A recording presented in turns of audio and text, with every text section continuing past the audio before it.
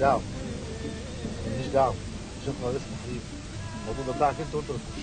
ايه طبعا طبعا في المصايب دائما تبرر، لكن اذا في مكافآت صوتك ينسمع ليش ويخ الصناعيه. هذه عادتك انت تعلمني فيك، اعرفك انا عزف. تضحك ها؟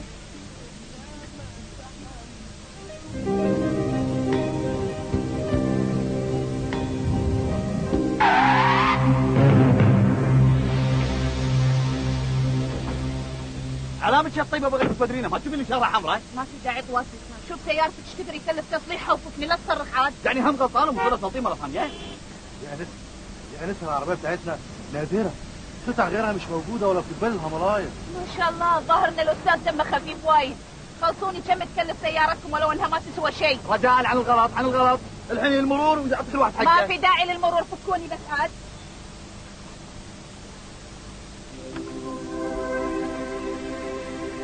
هذول وايد تاكسي 100 دينار، يلا صفوا سيارتكم ولو انها ما تستاهل حتى 100 بس. وخروا لا تعبكم، وخروا انتم بعد.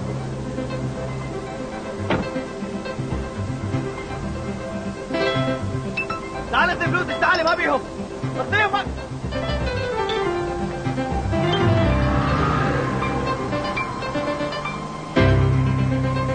اركب السيارة، اركب خلاص الحكاية ما على وجهها.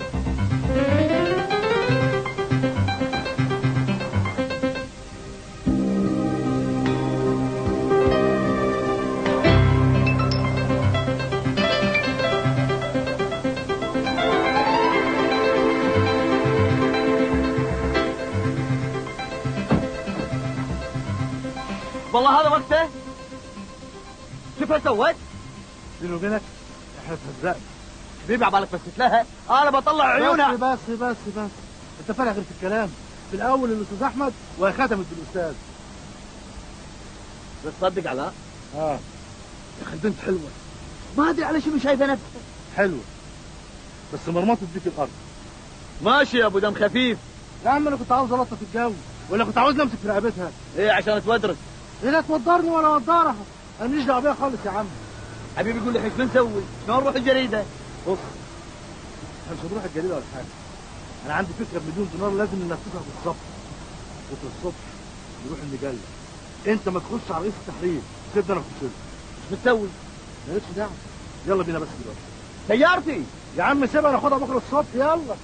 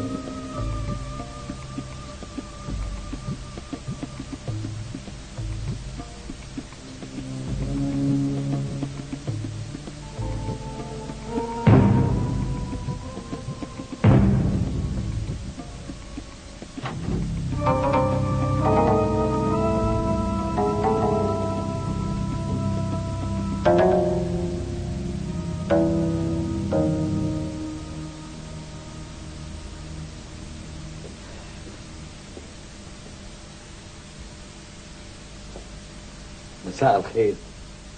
مساء الخير يا أجمل وأحلى وردة في الدنيا كلها.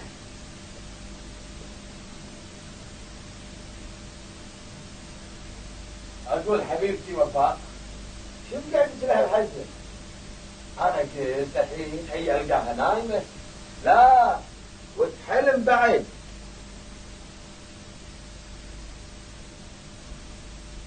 ما تقول لي وين تفيد الحجة؟ ما تدري احنا بنص الليل؟ نص الليل، أول الليل، آخر الليل، المهم ليل. وبالليل الناس تنام، ولا قعدوا الصبح إن شاء الله غسلوا يوفهم، ها، وتريقوا ذات الريوق السن، وبعدين يتخانقون. ليش؟ علشان يلقون أحد يدشون. قوم كلمني مثل ما أنا قاعد أكلمك. هذا بيت أوادم ولا احترامه. أنت من داش فندق ولا احنا نشتغل خدم عندك. يا رب صبرك. بدأ الدرس يا عمتي، لا يبغى ما انتوا خدم، حنا الخدم، حنا الصبيان اللي نشتغل عندكم. نعم انتوا معازيبنا، انتوا اللي تصرفون علينا، انتوا اللي تاكلونا وتشربونا. الحين اقدر انام؟ ترى هذه ما هي عيشة. صدق ما عندك إحساس بالمسؤولية. يا حبيبي خلاص هي ما نصلح افلح. هدي اعصابك، حرام هالورد اصلا. تصبحين على خير يا ورد ويا عسل ويا زور. زين يا حبيبي. قوم مشعل قوم اطلع برا. خلصني قوم. قوم اطلع برا يلا.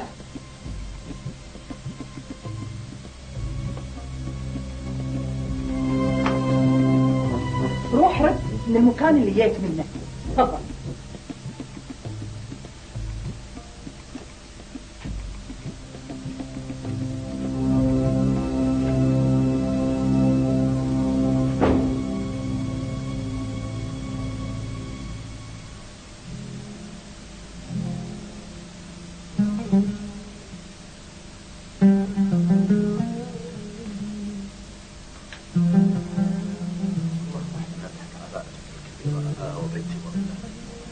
اللهم عافنا واعف عنا، اللهم اهدني واولادي الى الصراط المستقيم.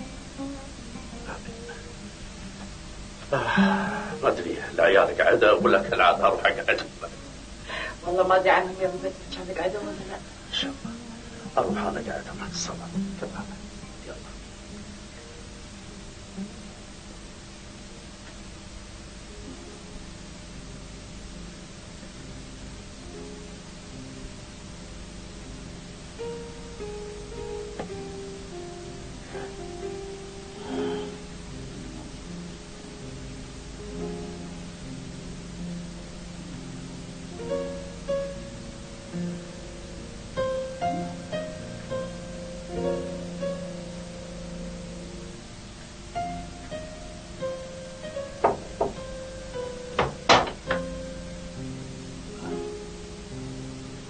صباح الخير. الله بنور يبا. هيبة على مك قاعد للحين؟ ايش فيك؟ ايوه سلامتك، بس شفت نفسي مو جايني نوم، قلت اشتغل شويه على ما يأذن الفير ونروح نصلي. صلي يعطيك العافيه ان شاء الله. يلا يبا يلا، قاعد اخوك ويقول لي قبل الاذان. يلا يلا عشان نصلي جماعه. يلا ان شاء الله.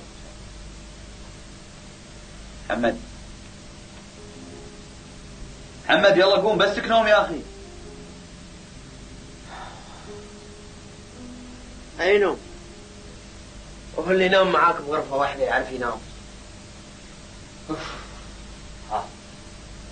كل هالمدة ما كنت نايم؟ لا كنت نايم، بس كل ما كنت اقعد شوي اشوفك قاعد تكتب، اقول بقلبي الحمد لله، الحمد لله يا رب اني دشيت كلية الهندسة مو مثل كلية الاعلام. ورني يا فنان شو مسهرك لهالحزة وقاعد تكتب وشوف. الله. عندما نحب نعطي. اي ادري، الواحد تو قاعد من النوم. عندما نحب نعطي لانفسنا حق الوجود. يا عيني، يا سلام، يا عيني على هالكلام الطيب. بس عاد أنا يا أخوي عندي رأي ثاني. شنو رايك يا فيلسوفنا الفذ؟ أنا أقول عندما ننام نعطي لأنفسنا حق الراحة. عموما هانت كلها يومين وأخلص ديكور غرفتي وأروح أنام 180 درجة. يلا الله يهديكم.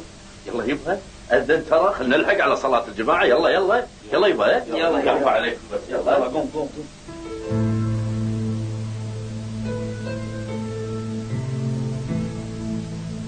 عادي ليه مو حبيبتي تخلي تدخلي باب حجرتك على روحك؟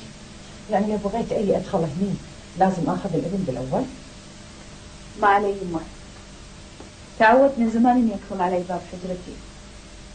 دايما يتهيأ لي ان في احد يحاول انه يفتح باب الغرفة. هذا انت من يوم ما كنت صغيرة وانت تخافين. انا ما ادري ليش ما طلعتي على امك. قلب مثل الحديد. ما علينا حبيبتي، لا يكون للحين زعلانة عليك. انت قلتي شيء علشان ازعل مني؟ لا بعد عمرك، انا اقول يعني ليش اني عصبت عليك شوي. انا زينة وما فيني شيء. ولا هيك حياتي انت، ان بغيتي سامي هذا اجيبه يركع تحت ريولك هم ما عندي مانع، دقايق ويكون عندك. يما انا الموضوع هذا خلاص شلته من راسي وما عدت افكر فيه بعد. خلاص حبيبتي، وزين سويتي. اصلا حتى الزواج تو الناس عليه، وبعدين راح يتقدم لك واحد احسن من سامي هذا بمليون الف مرة. شي ضحكتك؟ لا سلامتك يما، ماكو شيء. لا عالية، ضحكتك هذه وراها شيء. تصدقين يما هذه اول مرة توقفين معاي تسأليني عن حياتي وكنت صدق مهتمة فيني. حبيبتي عالية، انت عارفة المسؤوليات اللي علي وكثر الشغل. وبعدين تعالي، انت من قالك ان انا مو مهتمة بحياتك؟ الا مهتمة بحياتك واعرف عنك كل شيء. يما انت اصلا ما شفتي سامي من خطبني الا مرتين، حتى ولا مرة سألتيني شلونكم شخباركم عساكم طيبين. عالية، انا كلمت عمك مشعل وراح سأل عنه، ويا قال لي انه خوش ولد وطيب ومن عائلة وغني. غني غني غني، انت ما يهمك الا انه يكون غني وبس؟ طبعا لازم يكون غني. الرجال اللي بيتزوجك لازم يكون غني علشان يعيشك بالمستوى اللي انت عايشة فيه. المستوى اللي انا عايشة فيه يما؟ طبعا هذا غير احلامك. احلامي؟ اي نعم احلامك، احلامك اللي تقدرين تحققينها. وتعتقدين يما ان الفلوس اللي تحقق الاحلام؟ اي نعم الفلوس يا عالية، اللي ما عنده فلس ما يسوى فلس، واللي ما عنده ما له حد يحلم. يا يما اصلا الفلوس. عالية ترى مالي خلق فلسفتك، انا مرة عندي شغل. يما الفلوس ما تحقق كل شيء. ابيك تعرفين شغلة واحدة، سمعيني زي الفلوس ايه اللي تحقق الاحلام.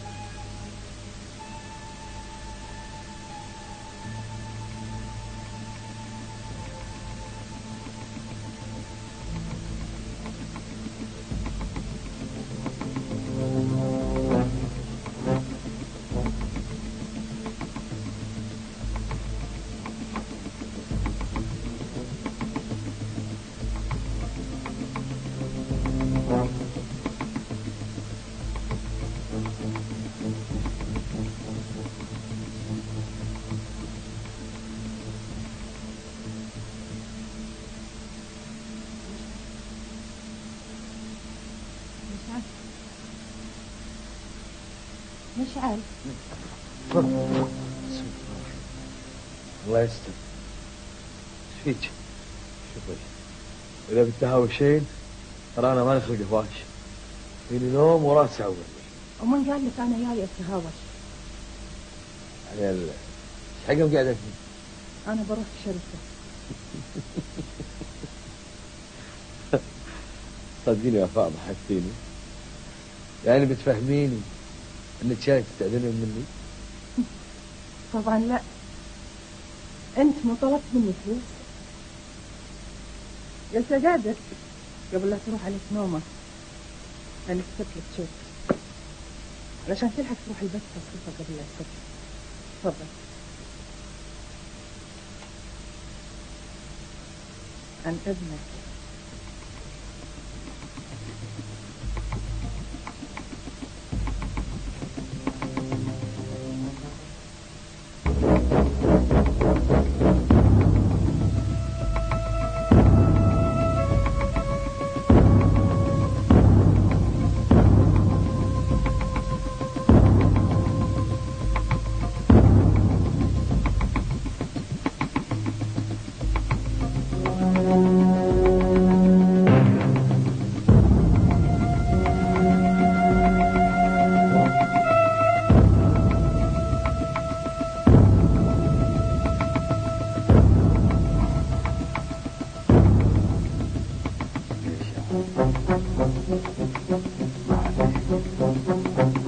إذا ما نشفت لي يجيك ما عندي مشكلة.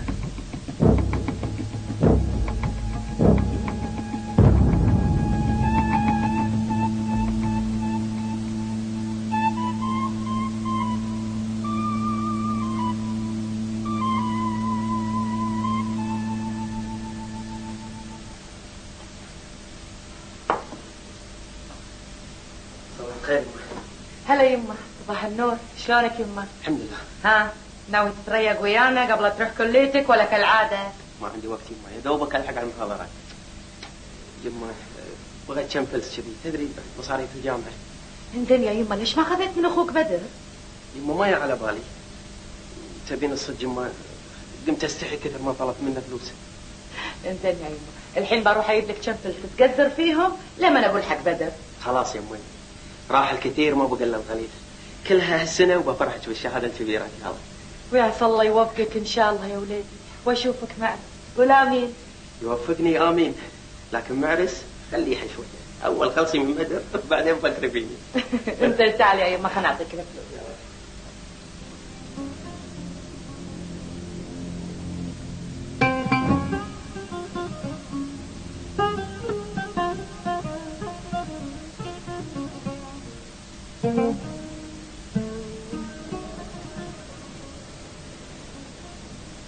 صباح الخير حج. صباح النور. هذا الشاب ان شاء الله اليوم بيحكم القاضي. الله يسمع منه. ترى سالفه قضاء يعني. يا حج صالح، القضايا هذه يبي لها بعض فلوس. بس المدة. انت عارف ان القضايا اللي من هالنوع تاخذ وقت طويل المحاكم. بس يا استاذ يعني ما يبي كل هالمده هذه كلها، سالفه بسيطه ما فيها شيء. صاحبة الشركه خذت حلالي وبقت لي بتراب الفلوس. يا حج صالح، الكلام اللي قاعد تقوله يبي له اثبات وادله، واحنا مع الاسف ما عندنا اي شيء يثبت. وهي عندها؟ اي نعم عندها اللي يثبت حج. يعني على هذا يعني احنا بنخسر القضيه؟ لا يا حج، احنا بنسوي اللي علينا والباقي على الله ان شاء الله. نعم بالله. والكلام. انا استاذن من عندك الحج، بلحق على الزلمه. عسى الله يوفقك. انا بالله.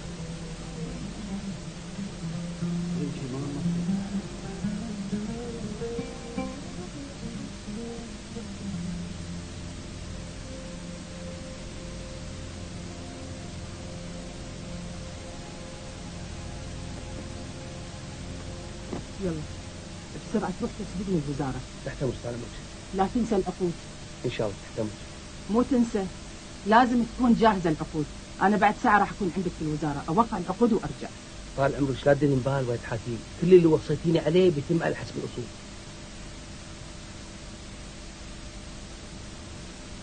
إيش فيك، في شيء؟ لا ما نسيت شيء. عيل شنو؟ في طال عمرك الأستاذ سالم. سالم؟ منو سالم؟ واحد من التجار المديونين لنا. ايه عرفته، ايش فيه؟ المفروض قصده يحل اليوم. وخير، شو المشكلة؟ طال عمرك هو يستأذنك يعني وطالب تأجيل. يا فرج، انت المفروض اكثر واحد تعرف طريقة شغلنا. في بس طال عمرك شيء يعني اللي ما يعرف للسوق يقعد ببيته ولا يعور راسه. اسمعني يا فرج، اليوم ملف سالم يروح الشؤون القانونية. في بس طال عمرك هذا صار له سنين تعمل معانا. فرج، أنا قاعد أتعامل مع نص تجار الديرة، لو بقعد أراعي ظروف كل واحد فيهم أقعد ببيتي وأصك شركتي. يلا يلا على طول تروح الوزارة تخلص شغلك بسرعة. إن شاء الله تحت أمرك. تعالي بدر. نعم. المواد دي لسه جايه دلوقتي. تعمل لها اعداد بسرعه علشان انزلها في المكتب. خير ان شاء الله. على فكره رئيس التحرير سال عليك اكثر من 3 مرات ولازم تروح له ضروري. خير ان شاء الله. علاء ما وصل؟ لا بصراحه ما شفتوش كويس لغايه دلوقتي. خير ان شاء الله. شكرا استاذ طارق. لا.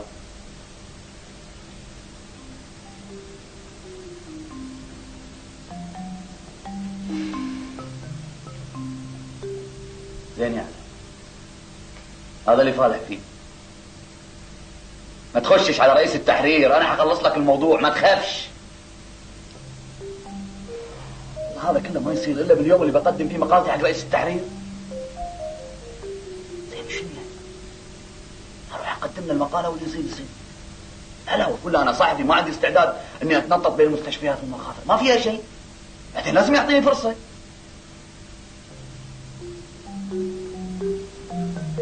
لو علاء معاي عشان يسهل لي المهمة يعني. شو اسوي؟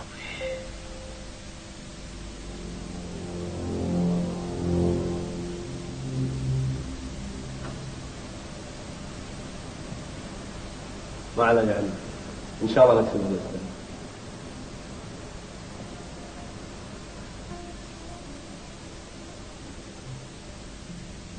العدل أهم شيء عندي يا صالح، العدل. صدقت ماكو أحسن من العدل.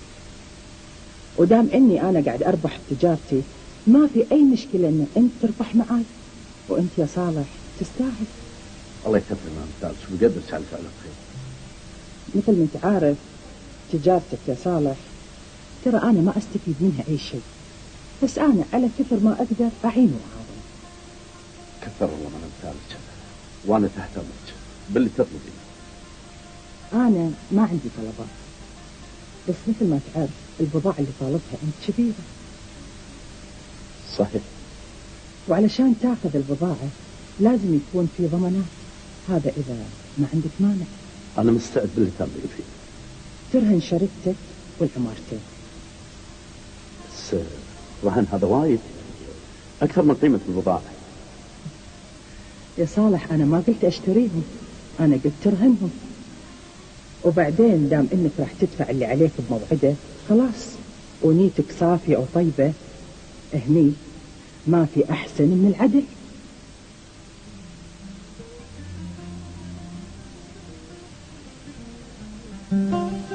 أعطيها ليس وأنا صدقتك.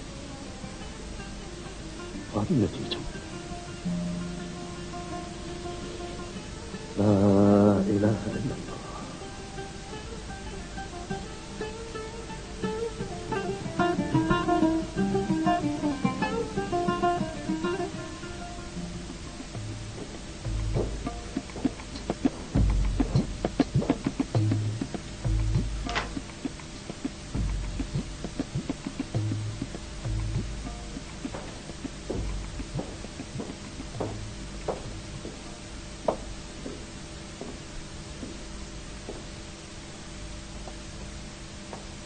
عالية لا يكون زعلانة مني وأنا ما أدري. مش بيني وبينك شيء علشان أزعل منك. الله يهداك. شوي شوي ترى الكلام أخذ وعطى. أنت شو اللي تبي بالضبط يا أخ مشعل؟ لا تنسين إني أنا ريل أمك، يعني المفروض ناديني يا عمي مشعل. بس تدري يا أخ مشعل طالعة من لسانك مثل العسل، وعسل على قلبي. لو ماني أخاف على أمي كان ما خليتك حتى تعتب باب بيتنا يا النذل. عالية لا تبسير راسك علي، انا احب امك مثل ما انت تحبيني، بس انت زين، انت دانه، اخاف عليك، انت دانه يا الندم.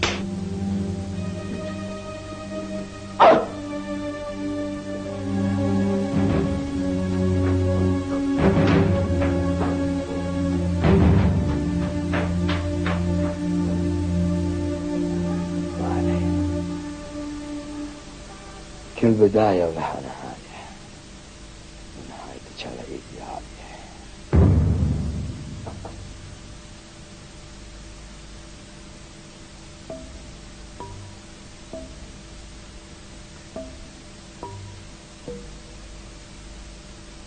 صباحك الله بالخير استاذ حمد. صباح النور يا بدر. وينك فيه يا ريال؟ احنا من الصبح قاعدين ندور عليك. تفضل استريح.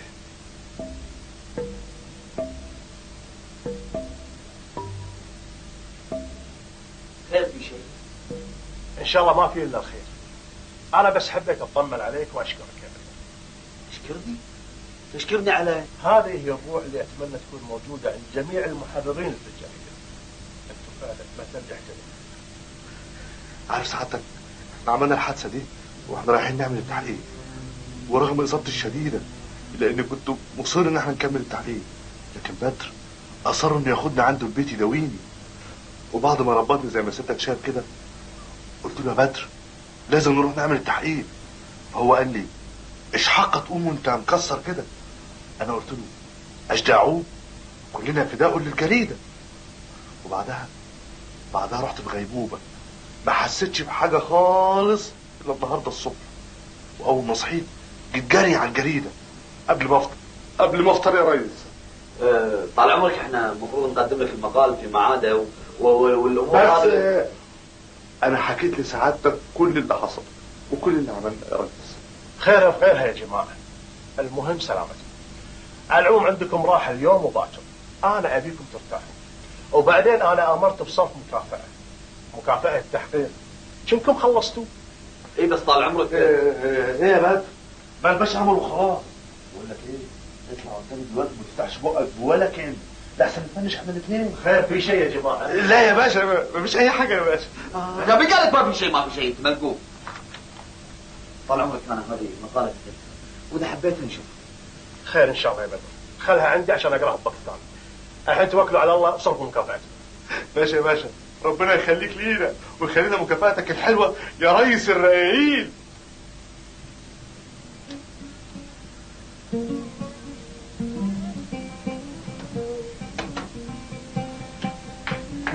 ها يا ابو بدر بشر. خسرنا القضية، عمارتين وشركة. يا ابو بدر قلت لك خليك بعيد عن الدين، ترى الدين عمات عين. ولا ايش دراني كل هذا بيصير؟ انا كان همي اني اكبر تجارتي بس. انا اللي محيرني يا ابو بدر ان شلون خذوا العمارتين والشركه وانت قاعد تدفع لهم. بدر ذنبي انا كنت كاتب على نفسي شيك ضمان.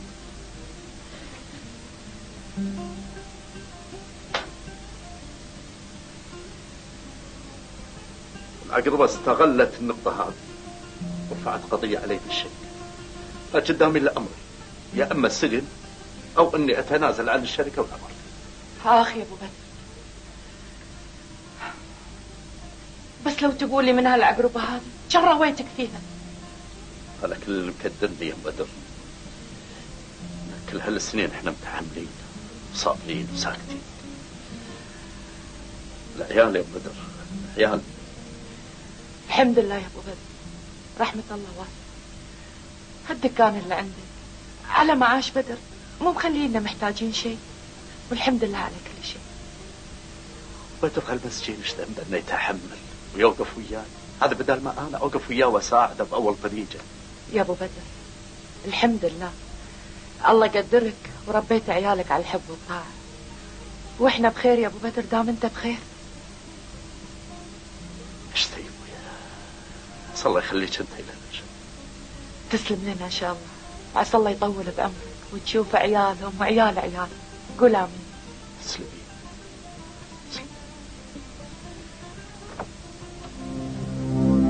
الحين الواحد يقدر يرتاح.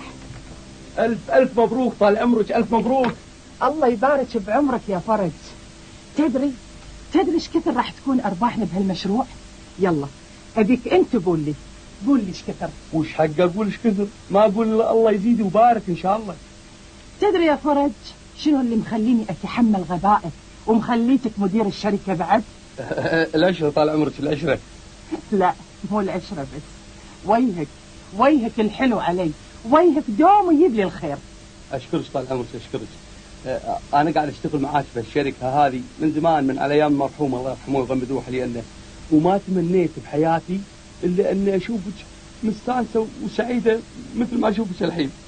مو بس وجهك، حتى كلامك الحلو قاعد يجيب لي الخير. عسى الله يخليك لنا ويطولنا بعمرك إن شاء الله. اصرف حق نفسك مكافأة شهرية. مشكور، عسى الله يخليك طال عمرك.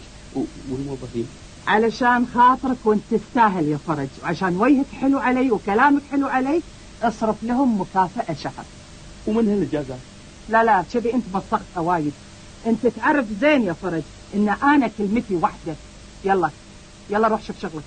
بأمرك، تامريني أمر طال عمرك.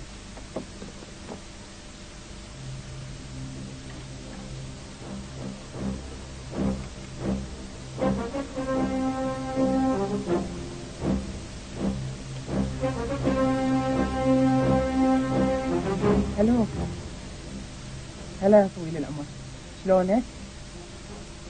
اي توني جايه من الوزاره. اي وقعت العقود. عسى عمرك طويل ما تقصر. على فكره نسبتك موجوده، ادخلها بكتابك نفس ما اتفقنا. عسى عمرك طويل ما تقصر. يلا مع السلامه.